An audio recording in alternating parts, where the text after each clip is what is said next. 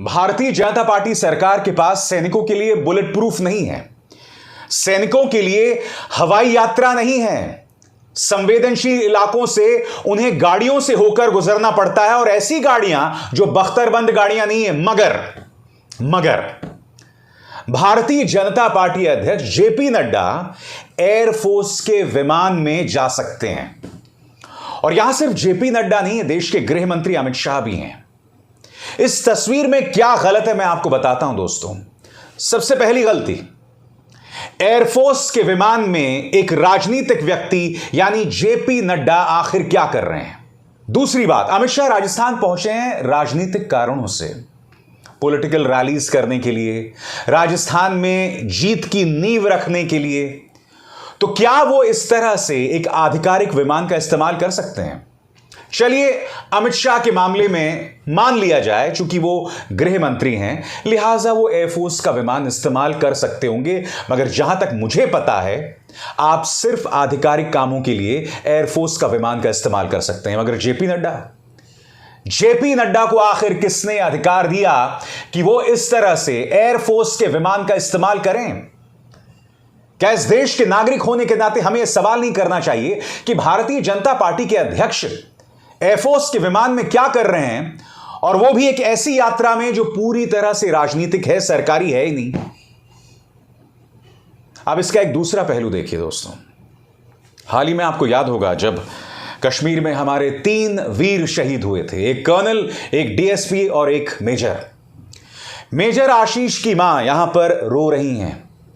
वो कह रही हैं कि मैंने तो अपना बेटा देश को सौंप दिया था, आप किस हालत में इसे वापस कर रहे हैं।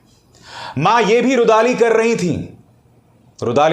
थी, वो ये कह रही थी कि मैं रोऊंगी नहीं, मगर एक सवाल जरूर पूछूंगी कि अगर मेरे बेटे के पास बुलेट प्रूफ वेस्ट होता तो आज वो जिंदा होता। इस मां के सवालों का क्या जवाब है भारतीय जनता पार्टी के पास? और मैं नहीं भूला हूं, प्रधानमंत्री नरेंद्र मोदी ने एक चुनाव में पूरे गाजे बाजे के साथ यह ऐलान किया था कि हमने अपने सैनिकों को बुलेट प्रूफ मुहैया करा दिया है, जबकि मेजर आशीष के पास बुलेट प्रूफ नहीं था। मेजर आशीष के लिए या तमाम सैनिकों के लिए आपके पास बुलेट प्रूफ नहीं है, मगर नड्डा साहब एयरफोर्स के विमान में जाएंगे, वो भी राजनीति करने, पॉलिटिकल सभाओं के लिए। मैं समझना चाहता हूं क्या यह सही है? और दूसरा सवाल, याद है ना पुलवामा, जब हमारे 40 जवान शहीद हो गए थे, उनकी क्या मांग थी?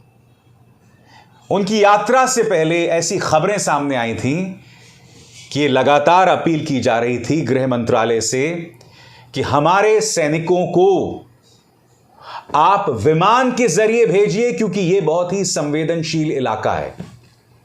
उनकी इस मांग को अनसुना कर दिया गया।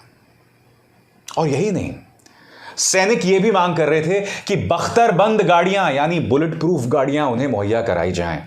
क्या उन्हें मुहैया कराई गई? नहीं कराई गई।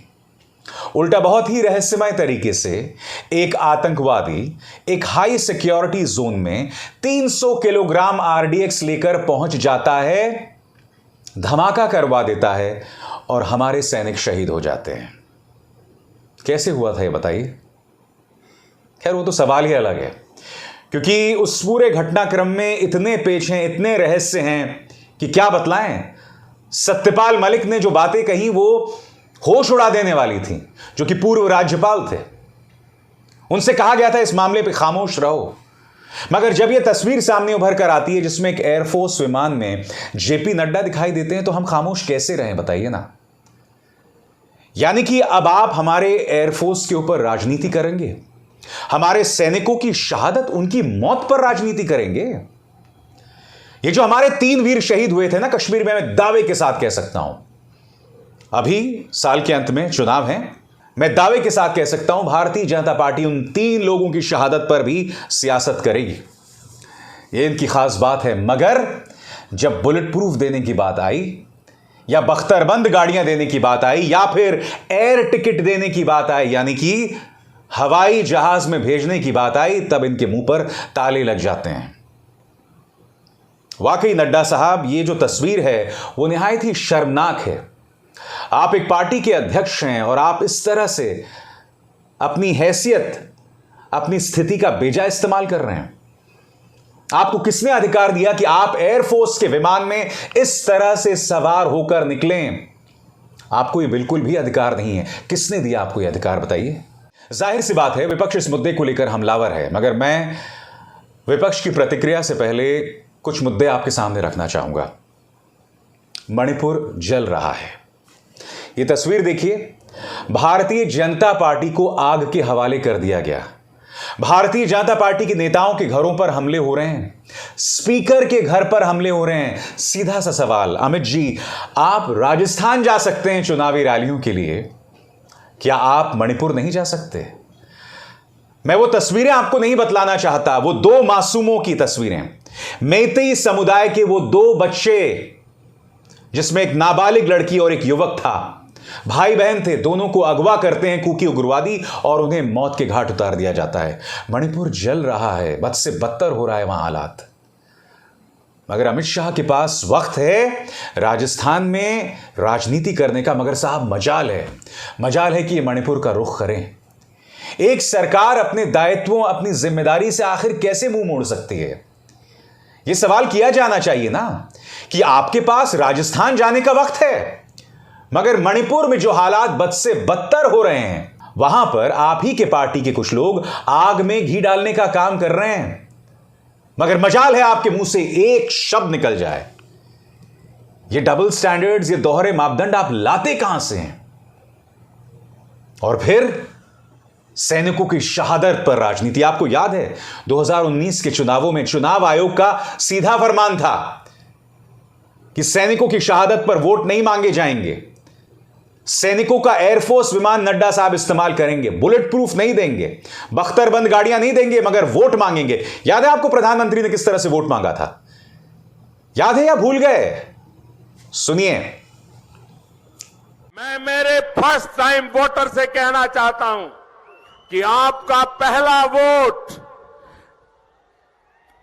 पुलवामा में जो वीर शहीद हुए, उन वीर शहीदों के नाम आपका वोट समर्पित हो सकता है क्या?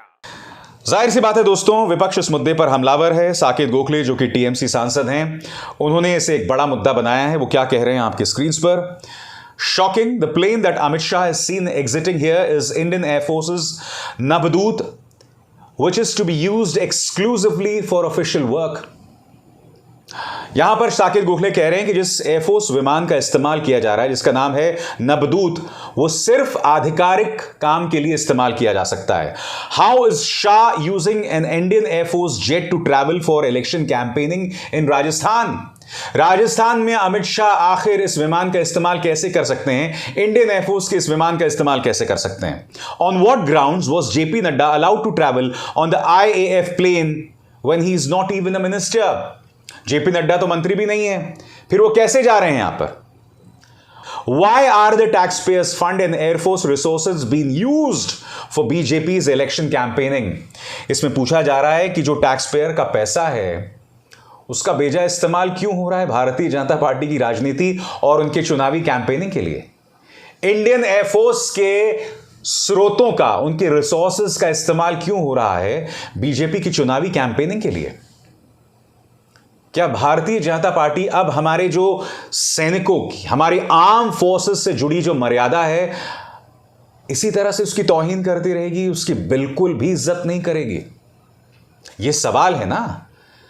तथ्यों के साथ भाजपा जवाब दे कि किस आधार पर नड्डा इंडियन एयरफोर्स के विमान में बैठे हैं, किस आधार पर अमित शाह इसका सहारा ले रहे हैं चुनावी कैंपेनिंग के लिए? यह सवाल होने चाहिए। अगर ये सवाल नहीं हुए तो धीरे धीरे हमारे आर्म फोर्सेस से जुड़ी जो गरिमा है ना, वो खत्म हो जाएगी। हमारे आर्म फोर्सेस और बाकी जो सशस्त्र बल हैं उनमें कोई फर्क नहीं रह जाएगा, कोई फर्क नहीं रह जाएगा। अगर आप इस तरह से हमारी सेना का इस्तेमाल राजनीति के लिए करेंगे, शर्म आपको आनी चाहिए, मगर आएगी नहीं, मैं जानता हूं। मगर इन सवालों का जवाब जरूर दीजिएगा जो आज मैंने अपने मंच पर उठाए हैं। अभिसार शर्मा को दीजिए इजाजत। नमस्कार। स्वतंत्र और आजाद पत्रकारिता का समर्थन कीजिए, सच में मेरा साथी बनिए। बहुत आसान है दोस्तों, इस ज्वाइन बटन को दबाइए और आपके सामने आएंगे ये 3 विकल्प, इनमें से एक चुनिए और सच के इस सफर में मेरा साथी बनिए।